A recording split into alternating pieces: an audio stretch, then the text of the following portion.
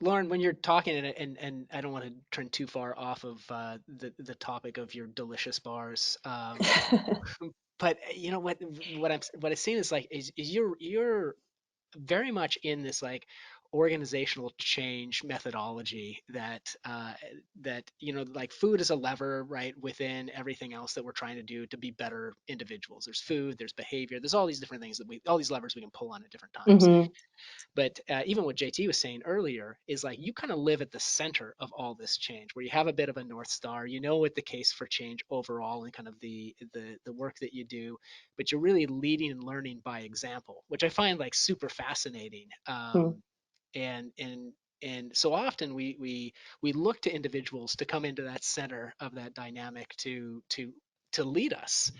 And in terms of like you're transitioning to a coach, the work that you did as an athlete, right, when you were kind of leading and also spending time for your own personal athletic endeavors, which were, if folks don't know, I think you were like 15-time All-American at Hmm. Stanford, Mm. 5-time NCAA champion.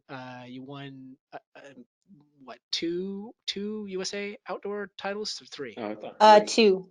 Two outdoor title, which there's a whole lot of other Oh, you accolades mean across. post collegiately? Yeah, post collegiately, yeah, Yeah, post collegiately too. Yeah. yeah, and then obviously I guess Pac-10 at the time. So you a Yeah. phenomenal athlete, but I guess the dynamic changes where you are now kind of moved into that center of change as a coach, and you're so responsible for a different set of levers that you need to pull to get your athletes into the best that they can be in. So you're both in the center and both as a lever itself.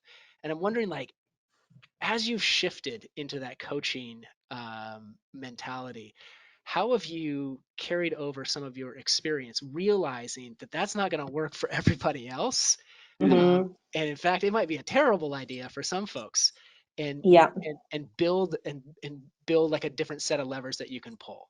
That was a long. I don't know how much No, I editing you Oh, know. do, that's a good JT, question, though. No, I think but that's a really good Good question. question. I think it's a good lead up. Okay, so yeah, that's something I'm still learning. I mean, it took me 4 years before I actually would call myself a coach in my oh social media wow, profile. Like I had a complete imposter syndrome. I was passionate about doing it. And, I had the skills to write workouts and, but I don't know. There was something, I don't know if it was internalized sexism. I'd pretty much always had male head coaches. Um, all the kind of iconic coaches in our country are men. yeah, And I grew up in a household where my dad wore the pants. He got the best seat in the house. He controlled the remote control. He got served first at dinner. I mean, that was always modeled for me. So even though I'm sort of Mm. this like feminist who's really passionate about equity, I still been swimming in the same water as everybody else, right? That I think really shocked me that I couldn't call myself a coach. I had like when I coached Kate Grace, I had the most imposter syndrome of all because at the time she was running the fastest of anybody I had ever coached and sort of getting into the fastest races Mm. and had the experience closest to mine, right? At that point where I was like, I'm not confident. I'm not going to just apply things that I did now yeah, and screw up because she's entering this like top of the pinnacle performance zone. And I don't know how to coach someone like that outside of what I did, or maybe like what I saw Nick Simmons or Nicole Teeter did. Like I had a few other people, but definitely my brain at that time was like, are you Nick Simmons or are you Nicole Teeter or are you, Just putting like them in a that? box. I don't Yeah. train you. Yeah, which one are you I like most you. like? Because yeah, I knew that there were different ways to do it and be at the top level. But yeah, I was terrified of screwing up Kate yeah. Grace's career at that time. And with a few more years and good encouragement from my crew, I now feel confident calling myself a coach. And I think another thing, I don't know how this is going to come across, but I saw a couple groups kind of popping up and getting all this sponsorship money. And it was just like a dude, really. You know what I mean? Like a runner, certainly a good coach, but it wasn't like, Mark Rowland or Jerry Schumacher coming down from the collegiate, like top of the ladder, like a Ray Tracy coming down and being like, I'm going to It's coach just some this. dude. It was a guy who coached really. And that was me. I'm a woman who coaches.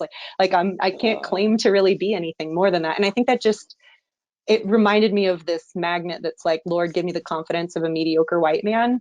And like, I Yeah. use that as a mantra of myself of like, I can also courageously step into things that I view as traditional male spaces. And I need to not get in my own way by thinking like I have to somehow have it all figured out and be just like perfect before I even attempt it. I mean, that's what it can feel like sometimes when you're in a space Yeah. where you're grossly underrepresented.